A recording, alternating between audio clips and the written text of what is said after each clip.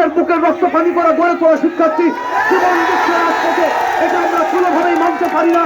আমি ছাত্রদের জন্য এই কথা বলতে চাই, তোমাদের যে 9 দফা, সেই 9 দফার সাথে তো একমত আমরা আছি।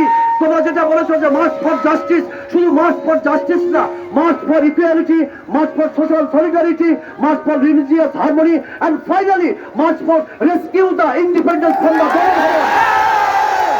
আমাদের বাংলাদেশের স্বাধীনতা বন্দী হয়ে পড়েছে, এই বন্দী স্বাধীনতাকে আজকে মুক্ত করতে হবে যে কোনো মূল্যে।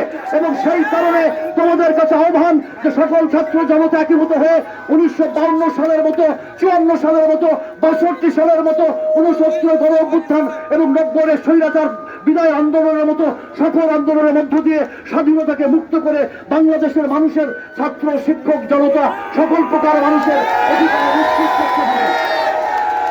এবং যে পরিমাণ নির্বিচারে ছাত্র ছাত্রীদের হত্যা করা হয়েছে এবং যেভাবে হত্যার পরে লাশের উপরে গুলি করা হয়েছে এবং লাশের প্রতি যে অবজ্ঞা প্রদর্শন করা হয়েছে, এই জন্য বর্তমান স্বৈরাচারী সরকারকে আমি ধিক্কার জানাচ্ছি, ঘৃণা প্রকাশ করছি।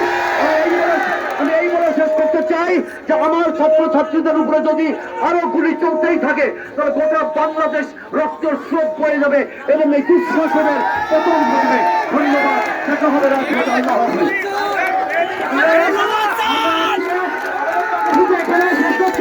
আপনারা এখানে পাবেন না, আর আপনাদের যেতে বলেছি নগর ভবনের রাস্তা এবং এদিকে যে রাস্তাটা এটা অ্যাভয়েড করবেন। আমাদের সারা আঙ্গুলি চলে যাচ্ছেন।